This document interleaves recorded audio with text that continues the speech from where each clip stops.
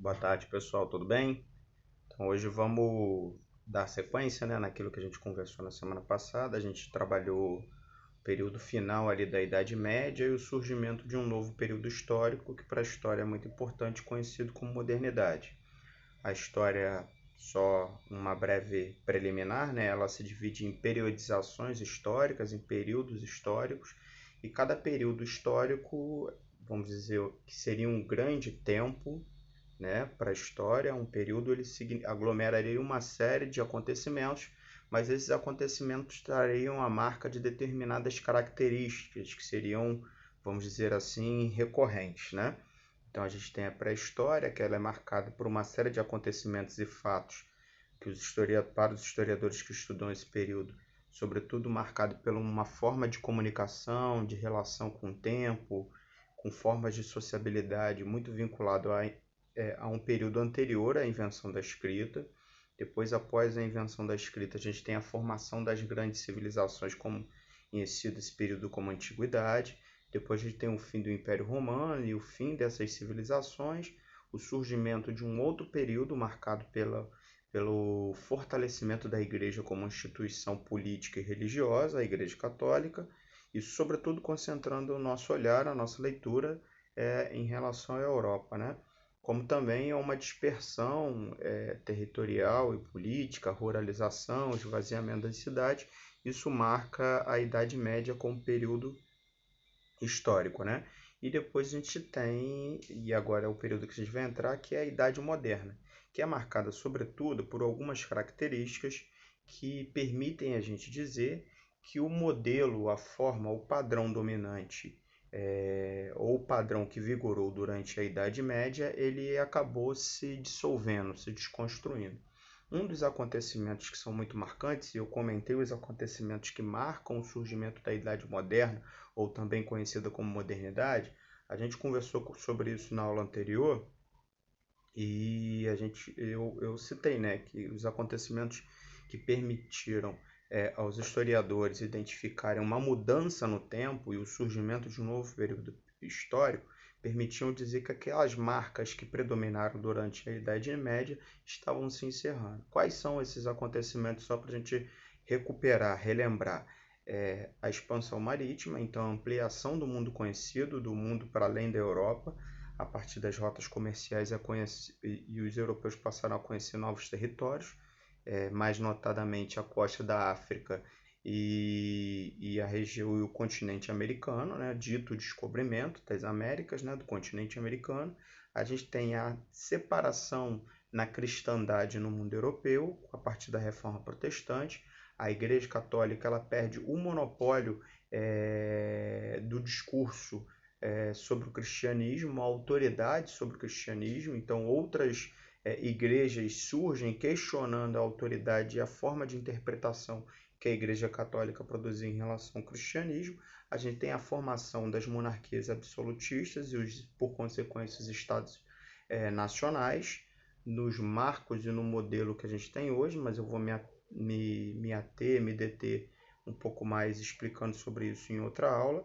E agora a gente vai também tratar que é uma mudança significativa nas artes e nas mentalidades, no mundo das ideias, né? Que foi conhecido como Renascimento e Humanismo. Por que Renascimento? A palavra por si só já chama atenção, porque só renasce aquilo que em tese estaria morto. É importante dizer que as pessoas que viveram esse processo, né, esse movimento que deteve o nome de Renascimento e Humanismo, não definiam o seu movimento, as suas ações, as suas ideias como Renascimento.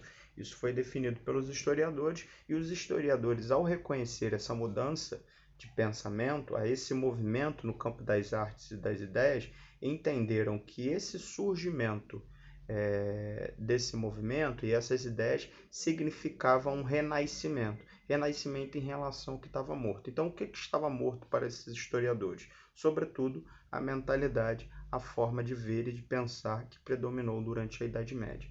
Então, quais são as marcas do Renascimento e Humanismo para que os historiadores pudessem definir como Renascimento comparativamente com a Idade Média? Quando eles comparavam com a Idade Média, eles entendiam que algo estava renascendo. O que estava renascendo? Sobretudo, é a revalorização, ou a valorização, melhor dizendo, do papel do homem na história. A gente não pode esquecer, ou melhor, a gente tem que relembrar que durante a Idade Média foi um período que predominou uma mentalidade religiosa, a religião como um padrão muito forte, né, de definição da vida das pessoas, de forma que as pessoas explicavam a sua experiência, a sua vida, a sua relação com o mundo a partir de uma chave de interpretação da própria religiosidade. Então, quando os historiadores analisaram esse movimento que ocorre ao final do século XV e século XVI, chamado Renascimento e Humanismo, eles percebem que existe um movimento no campo das ideias e da compreensão dos homens daquela época em relação ao mundo que não estava mais vinculado a uma mentalidade religiosa. Então foi um movimento que se refletiu fortemente no campo das artes, no campo da pintura, no campo das artes plásticas, né? Mas não só, como também da filosofia, como também da literatura. Então foi um movimento que atravessou diversas áreas do conhecimento, mas que teve sua ênfase no campo das artes, né? No qual enfatizava aspectos laicos da cultura, ou seja, temas que não eram necessariamente religiosos. Essa marca de temas não religiosos significou ou expressou uma mudança significativa, porque durante a Idade Média a gente tem de fato a arte ou as expressões artísticas muito vinculadas a uma lógica, né, de expressão religiosa, ou seja, os temas que eram tratados tanto pelos poemas como pelas pinturas, as artes plásticas em geral, né, eram de modo geral tema religiosos. Então, quando o Renascimento ele se evidencia, se manifesta, ele começa a trazer outros temas. E que temas são esses? São temas que têm o homem como centro, o homem como temática, e não elementos divinos, não necessariamente elementos religiosos. Com isso, o Renascimento, a gente pode separar um pouco as coisas e entender que o Renascimento é um movimento, mas o que tem de fundo de ideia ou ideais que preenchem esse movimento é de fato o humanismo, que os artistas daquele período trazem e buscam como inspiração a cultura greco-romana ou classicismo, né? A cultura greco-romana e os temas da cultura greco-romana, Grécia e Roma, são as fontes, né, que esses artistas, que esses pensadores desse período buscaram para recolocar o homem no centro. É muito comum nas aulas de história, é muito comum os historiadores falarem de um deslocamento, de um teocentrismo, ou seja, Deus no centro, para uma ideia antropocentrista, ou seja, o homem no centro. Para além dessa mudança nas ideias, para além dessa mudança dos temas, para além dessa percepção que revalorizava o homem na sua experiência, na sua existência, tinham também mudanças técnicas que eram muito significativas. Se vocês derem uma pesquisada sobre as obras de arte durante a Idade Média, as pinturas na Idade Média, vocês vão ver muito claramente uma certa, como eu posso dizer, uma falta de rigor em relação às formas anatômicas daquilo que estava sendo retratado, como também o plano no qual essas pinturas elas eram feitas, de um modo geral, elas só tinham a primeira dimensão.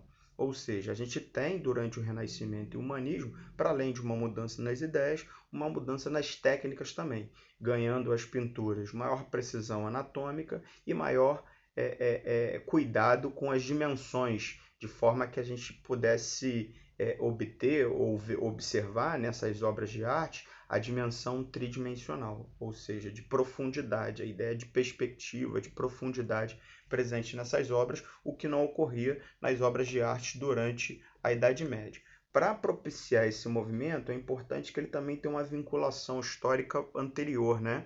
É nesse contexto que a gente tem a figura do mecenas, né, que eram aqueles caras que financiavam os artistas e encomendavam as obras. Isso como produto também do enriquecimento dos comerciantes vinculados às rotas comerciais, que também contribuíram para o próprio processo de expansão marítima, mas isso é um outro tema. O que é fato é que o comércio de especiarias que eram estabelecidos com o Oriente, sobretudo na Rota da Seda, produziu um enriquecimento, sobretudo das cidades italianas de Veneza e Florença. Florença, inclusive, era o principal centro artístico e de financiamento de obras, de produção artística nesse contexto. E esse enriquecimento permitiu com que esses comerciantes, esses banqueiros, comerciantes, pudessem financiar esses artistas, e esse movimento, ele de fato construísse a sua marca, deixasse a história da Europa marcada. Então essas coisas se vinculam e a gente precisa observar que o papel das cidades italianas foi muito importante para o Renascimento como movimento artístico e cultural, né? Roma também foi muito importante, é importante ser dito, embora Roma fosse a cidade do Vaticano e da Igreja, e o Renascimento, grande parte dos seus temas fossem temas não religiosos, o Vaticano, o Papa, foi um também dos grandes financiadores das obras de arte. Michelangelo, inclusive, produziu várias obras através de encomendas e inspirações do papado, né, romano. Então, essas pinturas da Idade Média, só para encerrar, elas, para caso vocês tenham curiosidade de pesquisar, eram conhecidas como pintura romântica, né? Então, ela tem toda uma forma também interessante a gente pesquisar, se vocês quiserem, o movimento gótico, né? A cultura, a estética gótica, que é também inclusive, muito rica, do ponto de vista do seu simbolismo, das suas características. A arquitetura gótica foi muito marcante. Então, se vocês quiserem pesquisar também, a Catedral de Notre-Dame na França que pegou fogo recentemente, né? É uma catedral que tem como referência estética e artística a cultura gótica, né? O movimento gótico, né? Como artístico e cultural. Então, seria interessante vocês pesquisarem nesse sentido para fazer uma comparação com as obras do período do Renascimento. A criação também desse movimento também foi muito possível e propiciada por conta de um movimento que aparentemente não tem relação, mas é muito importante porque mostra a força das ideias. A invenção da prensa, né, e dos textos impressos a partir de Gutenberg ampliou imensamente a circulação das ideias, a divulgação das ideias, e isso permitiu a quebra do monopólio da autoridade que a igreja tinha e do controle que a igreja exercia sobre as ideias. Embora o primeiro livro impresso tenha sido a Bíblia, mas depois isso foi sendo diversificado, e isso permitiu também esse certo, vamos dizer assim, essa certa diferenciação da prioridade, da abordagem, da visão em relação à arte, em relação à mentalidade que o Renascimento e o humanismo representou, muito também por conta da influência de outros textos, de outras ideias que estavam circulando e em alguma medida se diferenciavam da prioridade, da mentalidade do pensamento religioso. Então a gente não pode entender Renascimento e humanismo como coisas dissociadas. A gente tem que interpretar e compreender que o Renascimento é um movimento, mas esse movimento, que é definido como adjetivo, né, um renascimento, né, no sentido de positivo daquilo que estava morto, ele é fortemente inspirado por ideias humanistas, ou seja, colocando o homem no centro, o antropocentrismo. Por fim, para a gente encerrar essa primeira parte sobre Renascimento e humanismo, a gente não pode esquecer que o Renascimento e o humanismo, embora seja um movimento de cunho laico, ele não era um movimento que se confrontou com o pensamento, pelo menos como tendo isso como prioridade, como devir, né?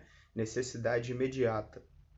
Ele não confrontou a mentalidade religiosa e não tinha um tipo de perspectiva, vamos dizer assim, um tipo de visão antirreligiosa. Ao contrário, grande parte dos pintores, dos artistas, dos pensadores, eles detinham uma vinculação com a mentalidade da sua época, e a sua época era, sim, uma mentalidade ainda muito fortemente pautada pela religião.